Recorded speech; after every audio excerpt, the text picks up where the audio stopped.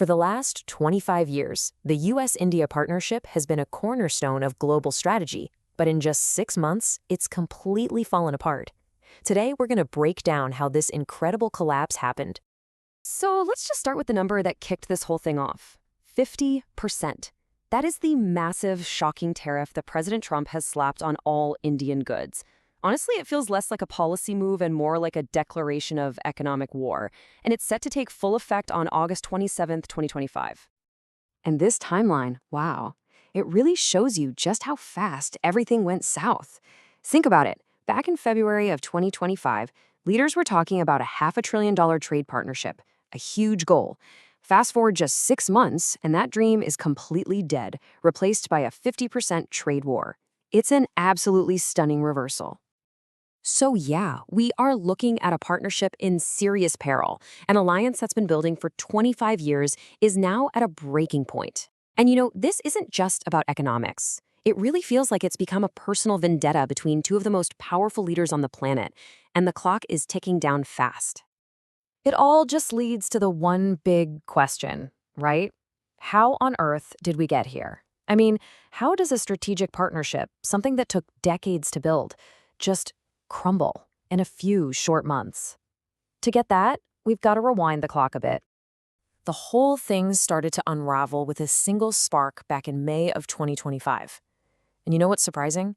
The trigger wasn't actually the tariff itself. No, it was a border clash and then a fight over who got to control the story of what happened next. Okay, so the crisis really ignited on April 22nd. A horrific terrorist attack in Kashmir killed 26 tourists, and that terrible event sparked an intense 4-day border clash between India and Pakistan. By May 10th, the fighting stopped, a ceasefire was in place, but that's when the real battle, the diplomatic one, was just getting started. And this is where we see that first major crack appear.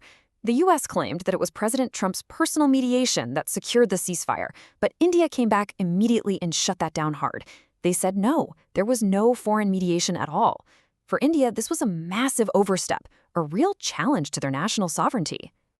Well, that diplomatic argument very quickly spiraled into a full-blown economic crisis.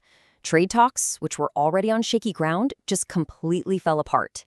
Then the U.S. zeroed in on India for something else: its continued purchase of discounted Russian oil. Now this is where it gets really interesting. Look at this. India was buying about 1.75 million barrels of Russian oil a day. But so were China and a whole lot of countries in the EU. But for whatever reason, the Trump administration singled out India, hitting them with that first 25% tariff and promising another 25% was on the way. To really get why this is all blowing up now, you have to look back. We're talking about a 78-year history here. This recent partnership was actually built on top of a very long, very complicated history of deep-seated mistrust that was only overcome pretty recently. And what a roller coaster it's been. For decades after India became independent, the relationship was defined by suspicion, especially since the U.S. was backing India's biggest rival, Pakistan. But then, in 1999, everything started to shift. The Kargil War triggered a major pivot in U.S. policy, which led to a landmark nuclear deal in 2005.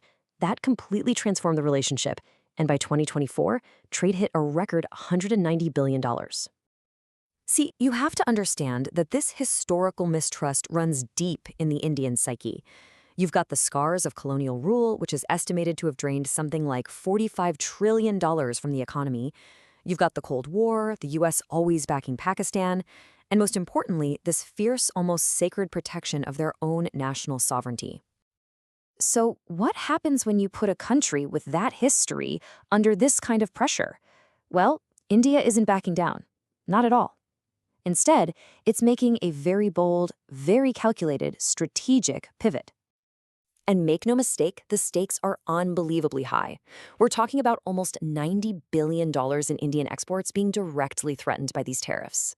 Projections are saying this could knock 0.3% off India's GDP, which is a huge blow for a country that's aiming for 6.5% growth.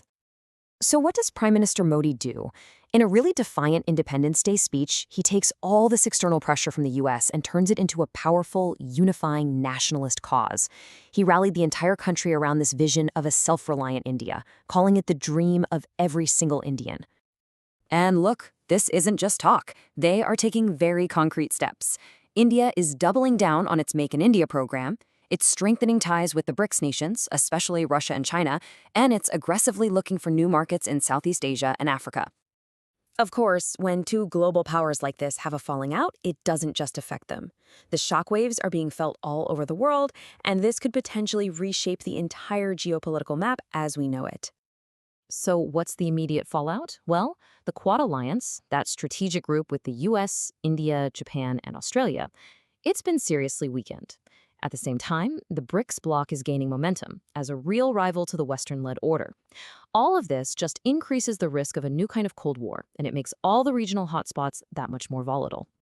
And that leaves us right here with this one massive unanswered question. After 25 years of building trust has been destroyed in just a few months, is there any way for diplomacy to pull these two giants back from the edge? Or is what we're seeing right now just the opening act for an even bigger explosion in 2026? It feels like the entire global order is hanging in the balance.